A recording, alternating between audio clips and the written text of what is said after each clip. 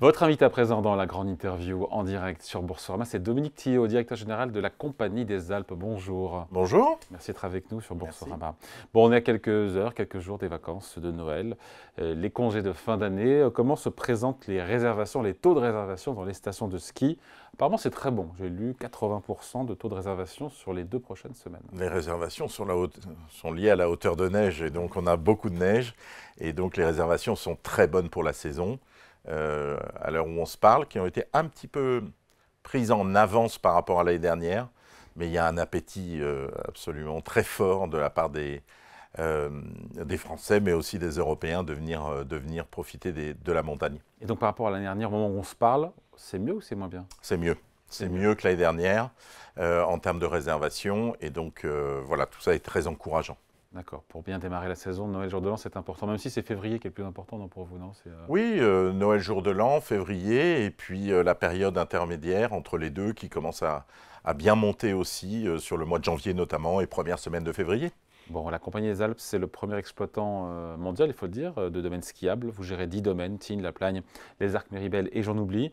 Vous pourriez, je me dis, parce qu'en fait c'est toujours les mêmes, vous pourriez en avoir de nouveaux, vous en visez certains, ou est-ce que finalement les stations de haute montagne, les grosses stations, ben, il n'y en a plus tellement à équiper ou elles sont Bon, déjà il y en a plus beaucoup, il y en a une ou deux en haute montagne qui sont pas encore... Lesquelles qui sont pas encore, non, mais avec des opérateurs de grande qualité, je pense à l'Alpe d'Huez ou avec Val Thorens. Ouais. Mais c'est un point d'équilibre qui est trouvé, puis c'est au gré des renouvellements des délégations de services publics, mais qui sont relativement longues. Donc à brève échéance, oui, à brève on se concentre sur améliorer la qualité et la satisfaction de nos clients sur nos domaines. Alors, j'ai lu dans la presse qu'en juin 2026, vous pourriez perdre l'exploitation du domaine historique, skiable historique de Tignes. Pourquoi? Parce que déjà, vous avez perdu il y a 4 ou 5 ans ou 6 ans. C'était avant que vous arriviez, d'ailleurs, les deux Alpes. Oui, non, mais là, c'est une décision politique du conseil municipal que nous respectons. D'abord, c'est la fin normale de la délégation de services publics. Ils ont, je reprends leur terme, un projet de territoire voilà, qui nécessite de remplacer de l'investissement privé, celui de la Compagnie des Alpes par de l'investissement public et de la dette publique. Donc nous, le plus important, c'est que jusqu'à la dernière minute, on rendra la meilleure qualité de service et tout le monde est engagé jusqu'au 31 mai 2026. Donc tout reste ouvert, tout reste ouvert. Bah, écoutez, pour l'instant, il y a une annonce politique. Tout ça se confirmera peut-être ou pas dans les mois qui viennent. Mais nous, on reste concentrés sur l'exploitation, surtout en cette période d'hiver où on veut que les clients aient une expérience incroyable. On voit des dameuses derrière vous. Est-ce qu'il y a des dameuses électriques? J'ai vu qu'il y en avait. Elles sont où aujourd'hui, les dameuses électriques? Les dameuses électriques, on vient d'annoncer un accord avec un industriel italien pour pouvoir développer et construire en France. Et donc, on a profité, entre guillemets, un peu de notre pouvoir d'achat, au sens volume d'achat. Et il a trouvé intéressant, mais on l'a aussi aidé, c'est un partenariat, à créer une nouvelle usine en France, qui sera la première qui fera une ligne de montage de dameuses.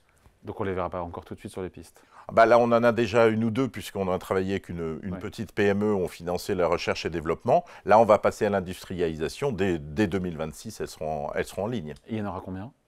Ah bah là, on a prévu d'en acheter un certain nombre, je dirais beaucoup de dizaines, une petite centaine sur les 5-6 prochaines années pour pouvoir faire cette migration. En circulation, il y a combien de dameuses entre guillemets en circulation? Nous, on en a à peu près 150 en parc. Ah, okay. Donc voilà, ça se renouvelle sur 8, 9, 10 ans. Donc aujourd'hui, elle fonctionne, vous savez, sans énergie fossile, aux huiles de friture usagées qu'on récupère notamment de nos parcs. Ça marche très bien d'ailleurs. Ça permet de réduire les émissions de CO2 de 93%. Les parcs d'attractions en été? Exactement, en été et en hiver. C'est ouvert à Noël, c'est ouvert au mois de novembre. Donc c'est un carburant qui s'appelle le HVO, qui est 100% végétal en fait. Et donc nous utilisons les huiles de friture usagées comme carburant dans les dameuses, ça ne nécessite aucun réglage, ça marche très bien. Et donc, ça réduit les émissions de CO2 de 93%. Il reste 7%, et c'est pour ça qu'on fera les derniers 7% avec les dameuses électriques. Dominique Tillot, vous êtes le premier gestionnaire de lits chauds dans les Alpes. Ça veut dire quoi, des lits chauds? De lits chauds, c'est des lits, entre guillemets, un peu marchands, c'est-à-dire des résidences clubs, des villages clubs, avec la marque MMV, où on a aussi le premier réseau d'agences immobilières et de location avec Mountain Collection. Et donc, l'idée, c'est de garder les appartements occupés pour pouvoir créer de l'activité économique. C'est combien de semaines en général?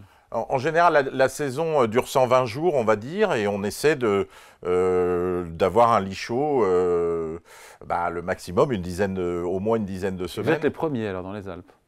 Oui, on est les premiers, on a fait un certain nombre d'accords, avec Terrescence également, un accord de commercialisation, et on est avec nos agences immobilières et MMV le premier gestionnaire de lits chauds des Alpes, avec près de 30 000 lits. Vous dites, regardez, je vous cite certains types d'activités sur lesquelles vous n'êtes pas présent à la montagne. Pensez à quoi? On regarde, on est en phase d'expérimentation sur des expériences l'été notamment. Ah, l'été. Voilà, sur l'hiver, non, nous, on n'a pas de dépassement de fonction sur nos métiers actuels. C'est pour ça que je posais la question. Voilà, mais c'est surtout sur l'été, oui. Bon, vous voulez que la Compagnie des Alpes soit incontournable dans les loisirs. Et là, pour le coup, maintenant, on fait la bascule entre l'hiver et l'été. Parc d'attractions, parc Astérix, Futuroscope et j'en oublie, musée Grévin, des complexes sportifs avec Urban Soccer. J'avais ce chiffre. Un Français sur 4 aujourd'hui est client loisir de la Compagnie des Alpes. C'est beaucoup déjà. Oui, ça au moins, en plus, hein. Moins un Français sur 4 vit au moins une expérience de la Compagnie des Alpes chaque année. Ouais. Et donc, été comme hiver, tout confondu, confondu entre, vous l'avez dit, Urban Soccer, Urban Paddle, les hébergements, le ski bien sûr, et les parcs d'attractions, qui seront tous ouverts à Noël d'ailleurs, et sur lesquels on crée une expérience qui est différente et renouvelée suivant les saisons. On sortait de la période d'Halloween, ça a très très bien marché. Voilà, et donc aujourd'hui c'est 1 sur 4, un Français sur 4. L'objectif, j'ai vu, c'est un Français sur 3, mais à quel horizon? À l'horizon, c'est un objectif, c'est-à-dire qu'on est très concentré sur des loisirs réels. C'est ça notre marque de fabrique, c'est-à-dire, vous voyez, en interaction, en non-distanciation sociale, et puis qui crée du lien social aussi. Quelles que soient nos activités, aujourd'hui, vous avez toutes les catégories de population qui peuvent s'y retrouver. Voilà. Et donc c'est ça qu'on essaie de développer, c'est sur cette raison d'être, nous essayons de bâtir quelque chose avec des identités de clientèle. Il y a beaucoup de joueurs de paddle ou de foot à 5 qui sont aussi skieurs, qui vont aussi dans les parcs, et on essaie justement de créer un peu une sorte d'écosystème pour leur proposer les meilleures expériences possibles. Comme vous êtes peu endetté et que vous avez de la trésorerie, alors je n'ai pas le chiffre en tête, vous avez cette capacité d'endettement pour réaliser des acquisitions comme Urban Soccer, qui est Absolument. Donc qui est cohérent mais qui a un pas de côté. Oui, qui est cohérent parce que cette identité de clientèle, mais qui peut être considérée comme un pas de côté. Non, effectivement, nous, on se met en développement, j'allais dire à bloc, si vous me passez l'expression, c'est-à-dire de tout ce qui est la croissance organique. Et puis, on a encore de l'espace pour saisir, dans notre bilan, pour saisir des opportunités de croissance externe. On l'a fait il y a 2 ans avec MMV, on l'a fait cette année avec Urban Soccer, Urban Paddle. Rien n'empêche qu'on pourrait continuer de le faire l'année prochaine. D'accord. Mais il n'y a pas de direction particulière, ou en tout cas en termes de moyens et de... On est toujours très sélectif. Il faut qu'il y ait des vraies synergies, au moins d'identité de clientèle, et puis que ça réponde bien à notre raison d'être. Et puis dernier point, on a sorti nos résultats en euros, mais on les sort aussi en CO2, comme vous l'avez vu. Non, j'avoue que je n'ai pas vu. Ah oui. Dites-moi, et donc, on sort aussi nos résultats en CO2. Donc, on est à 2... Vous voyez, il y a 3 ans, on était à 1,4 kg de CO2 pour une journée skieur. On est descendu à 212 grammes, ce qui n'est même pas 1 kilo de pommes. Et donc, on essaie, sur chacun de nos sites, d'être net zéro carbone, sans compensation, à horizon 2030. Donc, il faut que ces 3 ingrédients et qu'on ait une activité qui soit intéressante et qui soit en synergie, mais au sens raison d'être du terme, et puis la même préoccupation environnementale. C'est notre marque de fabrique. Possiblement, il y aura une acquisition importante en 2025 ? Oui, absolument, on regarde des choses, c'est pas impossible, absolument. Bon, c'est une année de bascule 2024, Dominique Thiault, puisque c'est celle où le ski, en volume d'affaires, a été dépassé par la diversification dans les parcs. C'est un signe quand même, hein. C'est un signe, c'est-à-dire que c'est une croissance où, effectivement, on n'a plus d'extension en volume des domaines skiables, au sens espace physique. Et puis les parcs continuent leur progression. Donc, alors en chiffre d'affaires, c'était il y a déjà quelques temps, c'est pas dès 2024, mais on a cette tendance effectivement de croissance. Mais les 2 métiers sont absolument importants pour nous. On y attache les mêmes ressources, le même engagement. Donc on est très engagé sur tous ces... Et hors de France, pourquoi ne pas aller sur des stations de ski hors de France, comme vous pouvez aussi aller sur des parcs d'attractions hors de France? On a déjà des parcs d'attractions hors de France, où ça, en Belgique, aux Pays-Bas, en Autriche. On pourrait accélérer aussi de ce point de vue-là. Oui, on pourra accélérer absolument en Europe. Hein, nous, on ne va pas partir au grand export a priori. Donc on est concentré sur l'Europe. Les stations de ski, il y a des choses qui sortent, mais généralement, c'est des positions relativement établies qui ne sont pas sous le modèle français de la délégation de service public. Ça se passe comment à l'étranger? Étrangers, parfois, certains sont propriétaires, ce sont les communes qui sont propriétaires des terrains. D'autres fois, ce sont des familles qui sont propriétaires, sans d'ailleurs échéance de gestion du domaine. Il y a toutes sortes de modèles aux États-Unis, ce qui est en dehors d'Europe bien sûr, mais c'est complètement intégré. Donc la route, tout appartient à l'opérateur, les hôtels, les écoles de ski, etc. Ce qu'on appelle le modèle intégré, qui n'est pas le modèle d'ailleurs qui est à la fois actif aujourd'hui en France et à la fois que nous poursuivons, que nous souhaitons mettre en place. Donc voilà, et le succès des stations françaises au-delà de l'altitude, c'est aussi la capacité de travailler en équipe au sein de l'écosystème, les écoles de ski, bien sûr les élus, les hébergeurs, etc. Tout le monde essaie de travailler ensemble. On voit des gens qui skient évidemment sur les images derrière vous, et certains disent que c'est de plus en plus cher d'aller les remontées mécaniques. L'inflation s'est terminée en matière de prix des forfaits? Bon, en matière de prix des forfaits, on en avait déjà parlé, c'est plutôt inflation plus 1,5%, mais on est dans cette sorte de grandeur-là. Effectivement, l'inflation d'une manière générale à laquelle vous faites référence, puis il y a l'inflation des coûts de l'électricité, comme ça vous n'avez pas échappé. Oui, mais c'est revenu, sur l'électricité, on est revenu largement en arrière. Hein. Le niveau de l'électricité sur les prix de gros, en tout cas sur les prix de gros, oui, c'est revenu au niveau d'avant guerre en Ukraine. Non, c'est pas revenu au niveau d'avant. Sur les prix de gros. Ouais. Non, pour nous, en tout cas, c'est pas revenu au niveau d'avant, même s'il y en a un très gros consommateur entre les parcs et le ski, bien sûr. Même si le ski consomme beaucoup en période... La facture a baissé de combien en 2024? À peu près 30%. Ouais. Mais on n'est pas revenu. Et puis, on a cette épée de Damoclès, entre guillemets, où on attend une décision d'une manière ou d'une autre. Sur le futur de l'Arenh, du tarif nucléaire historique, qui est un sujet absolument clé. D'ailleurs, au-delà de notre cas, qui est un sujet clé pour toute espérance de réindustrialisation. Comment on l'explique simplement ça, les tarifs de l'Arenh? Les tarifs de l'Arenh, c'est le nucléaire historique dont une partie est vendue pour ceux qui consomment l'été. Une partie est vendue au prix historique, c'est-à-dire on prend en compte, voilà.